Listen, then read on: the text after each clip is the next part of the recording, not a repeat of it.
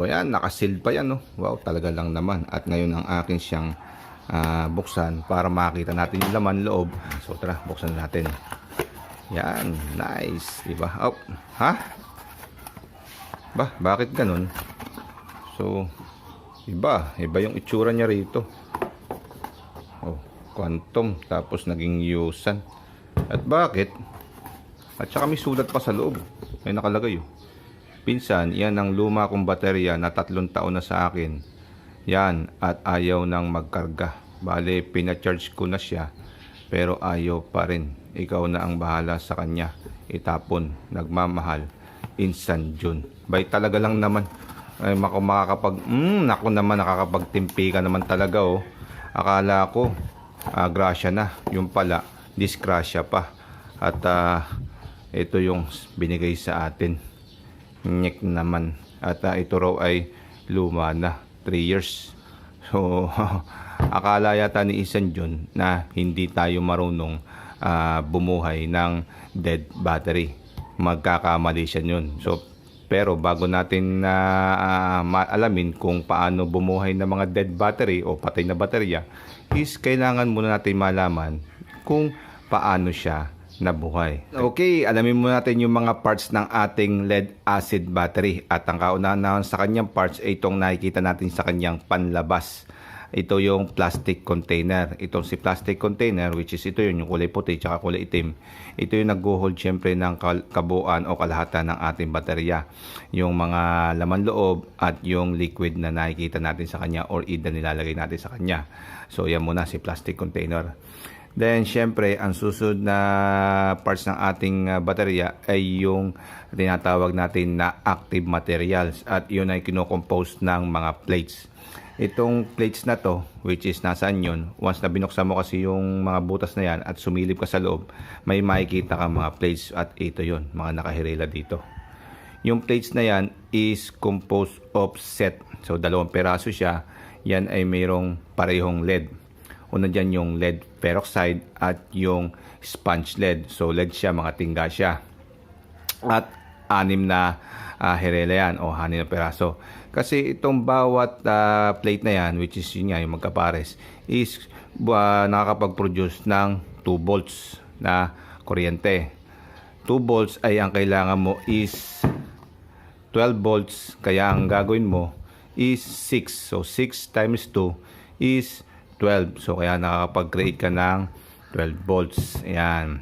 Then ang susunod sa plate natin is yung diluted sulfuric acid, which is yung H2S4. Itong si H2S4 ay dinilute naman natin sa demineralized water. So yan yung ating isa pang parts. Then ang susunod na parts natin is yung separator. Sa mga pagitan nito is meron tayong insulation sa mga plate.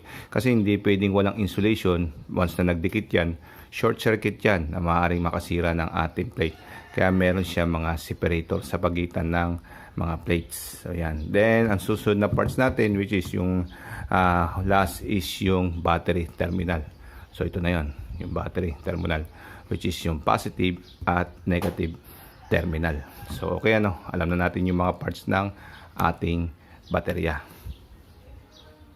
O tara na mga pare ko, at alamin natin kung paano gumagana itong ating lead acid battery sa pinakamadaling paliwanag lamang. At ang kauna natin ginawa is inalam nga natin yung mga parts niya para lalo natin maunawaan itong ating illustration. At itong ating lead acid battery ay may 2 plates or active material. Ito yung lead peroxide, which is PbO2. At ito yung kulay pulang At siya kasi yung ating positive terminal ng ating baterya. Then yung isang plate is yung sponge lead at ito naman yung kulay green. At ito yung kanyang sign is Pb. Siya kasi yung ating negative charge or negative terminal ng ating baterya. Then sa loob nito, syempre is meron tayong nilalagay na electrolytes. Yung electrolytes na yun ay composed of 2 liquids. Unang-una dyan is yung ating sulfuric acid, yung H2SO4, at yung tubig, which is demineralized water. Ang ratio nga pala ng dalawa na yan is 3:1, or either to be exact is 65% of water and then 35% of sulfuric acid. Ganyan po yung kanilang ratio. So tara, alamin natin.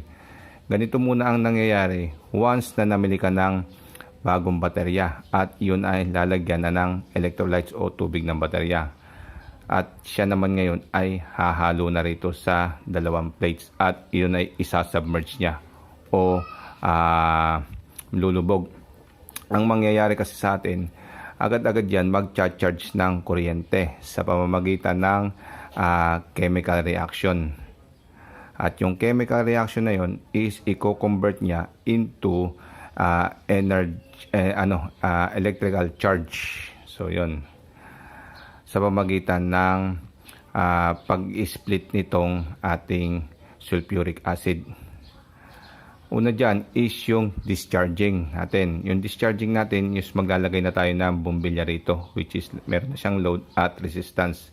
Ang mangyayari kasi rito sa ating H2SO4 is magbe-breakdown into 2 pieces. So ayan siya, yung magiging 2H positive at SO4 negative. Itong dalawa na to is si 2H is iaatakihin niya tong si lead peroxide, itong pula na to, at kukuha siya ng electrons dyan. Ay ang problema, hindi siya basta-basta mabubuo, kailangan niya pa rin si SO4. So si SO4 naman din aatakihin niya si lead peroxide at magbubuo itong equation na to, which is yung PbO2 plus H2SO4 plus 2H, which is ito rin po yun. Yan o, nabuo siya, si PbO2 ito yon, at si H2SO4 which is sulfuric, then si 2H ito po yon, then ito yung magiging resulto niya or equation niya, PbSO4 plus 2H2O. So alam nyo na ano yung H2O, ito lang ay tubig, which is hahalo lang din dito sa inyong solution at makikreate niya si PbSO4, which is ito yung tinatawag nating lead sulfate. At ngayon, dahil sa chemical reaction na yan, ay magkakaroon na tayo ng positive charge itong ating baterya dahil dito kay 2H, kasi may positive charge na siya. Kaya magkakaroon ka ng ganitong equation. Ang problema is meron tayong tinatawag na byproduct, at ang byproduct ng ating reaction ay itong si PbSO4. Ito ay lead sulfate, at si lead sulfate ngayon is didikit siya rito sa ating lead plate at siya ngayon ay kakapal. Pag ito ay kumapal, magkakaroon niya naman ng less contact itong ating lead plate at itong ating solution na sulfuric acid, kaya mababawasan at mawawala itong ating chemical reaction at mauubos yung positive charge ng ating baterya. At ganun-ganun din po ang mangyayari dito sa ating sponge lead, si Pb. Siya naman din ay aatakihin ni SO4, so magiging solo lang siya. Kailangan niya ng kasama, kaya ang mangyayari si Bb plus SO4, so ano labas? Di Pb SO4. So ngayon, ano po ba PbSO4? Parang ito rin yan, ano? At kaya ngayon is magkakaroon tayo ng negative charge itong si sponge lead, yung kanyang lead plate, dahil dito sa negative charge itong si SO4. Kaya nga lang, katagalan is meron tayong byproduct din na PbSO4. Ito yung lead sulfate at ito rin ay kakapal dito sa ating plate. Ayan. At ngayon magkakaroon na tayo ng less contact itong si Pb plate at si SO4. Kaya ngayon magkakaroon ulit tayo ng paghina ng ating baterya. At ngayon, basta nagkaroon siya ng kuryente, is equality to, imbalance siya, kasi positive at negative. So magkakaroon ka, dadalo yung current mo rito. Magkakaroon ka ng daloy ng kuryente at pupunta ngayon dito sa inyong bumbilya at iilaw yan, pabalik dito sa negative charge ng ating baterya. At katagalan, yung tinatawag natin na lead sulfate is kakapal siya dito sa gilid ng ating active plates. Pag kumapal yan, ay magkakaroon na ng less contact itong mga sulfuric acid sa ating lead plate, at doon na siya hihina yung ating baterya na tinatawag. Kaya ngayon ang mangyayari, ito ay atin niyang i-charge. At ganito naman ang mangyayari once na nag-charge tayo ng ating baterya at magkakaroon tayo ng reverse charging. Commonly kasi yung charge natin is yung gumagamit na tayo, which is yung current natin, yung kuryente natin is palabas ng ating baterya. Ngayon naman, yung nagkabit tayo ng DC supply, which is yung 12 volts, at sinuplayan natin yung positive side ng ating plate at yung negative side ng ating plate. Technically, meron pa tayong naiiwang sulfuric dito sa ating solution, at yun yung H2SO4. Once na pumasok na yung kuryente galing dito sa ating charger, is magkakaroon na naman tayo ng chemical reaction at mag-i-split na naman tong si H2S4 at magiging 2H plus at SO4 ulit siya, negative. Si 2H plus is pupunta rito sa ating sponge lead dito sa negative side. At dito naman si SO4 negative ay pupunta naman dito sa ating positive side. At hindi kakayanin yan, kaya kailangan pa rin yan ng 2H plus 4. At ganito yung magiging equation niya. Ang mangyayari kay PbSO4 dito sa ating positive si PbSO4 yan is plus 2H plus SO4. Ang mangyayari dito equal PbO2 plus H2SO4. So babalik tayo sa dati, babalik lang ulit siya sa Pb. Ito magiging PbO2, wala na to, PbO2. At ngayon naman si H2SO4, balik ulit siya sa sulfuric acid, magiging sulfuric acid ulit siya. Ganun din naman dito kay kay Pb. Ito ay PbSO4 din siya. Ang mangyayari naman sa kanya is once na nilagyan natin siya ng H2 plus or either 2H, kaya ang mangyayari ngayon is Pb plus H2SO4. So balik ulit siya sa dati. Ito ay magiging Pb ulit, at ito naman si sulfuric is back to normal. Kaya mangyayari yung lead sulfate na nakapaligid dito sa ating anode at cathode na plate, which is yan, ay mawawala. Kaya back to zero na ulit, ready for discharging na ulit siya, or pwede na ulit natin siyang gamitin at meron na ulit siyang charge. O ayan mga pare ko, pag hindi nyo pa naunawaan yung una nating explanation, eto sa second explanation ko, dalin-dalin nyo na to. Yung ating lead acid battery kasi, once na naka-fully charge siya, is yung kanyang tatlong active material is nasa original state o original form. Itong lead peroxide, itong sulfuric acid, at itong sponge lead. At once na ginamit na natin siya, nagkaroon siya ng discharging kasi pinandara natin yung bombilya, ay magkakaroon siya ng chemical reaction. At yung chemical reaction na yon, itong ating lead peroxide ay meron siyang byproduct, at siya ay magiging lead sulfate. Then ito naman si sponge lead is meron din siyang byproduct, at siya rin ay magiging lead sulfate at magiging tubig na lamang.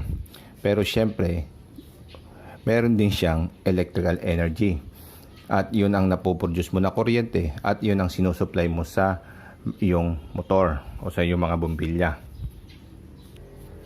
At katagalan na yan, itong si lead sulfate ay kakapal dito sa wall mo ng inyong lead plate, at habang kumakapal yan ay nagkakaroon ka ng hindi pagkakaroon ng magandang contact itong solution at itong yung active materials na lead.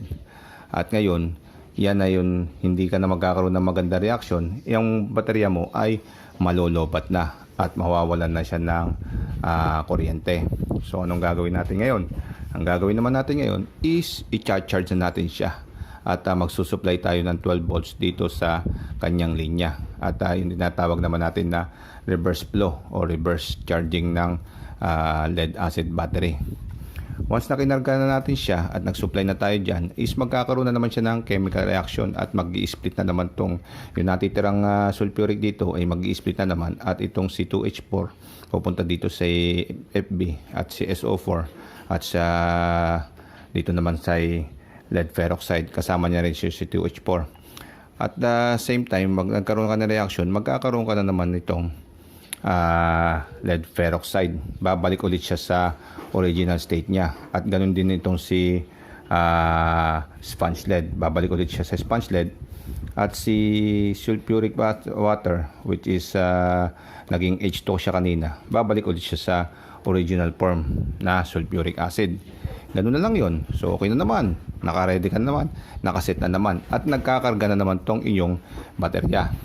So, paikot-ikot lang yung cycle hanggang sa mangyari is kumapal na ng kumapal ang lead sulfate dito in due time, at yun na yung pagkasira ng inyong baterya, which is tumatanda na siya within 3 years, 4 years. So yun po yung life cycle ng ating baterya. O ayan mga pare ko, at hanggang dito muna tayo dahil i-continue na lang natin to sa susunod nating video. At sa susunod nating video, pag-uusapan natin doon kung bakit lumulobo yung baterya, ano yung mga dapat at hindi dapat gawin sa ating baterya para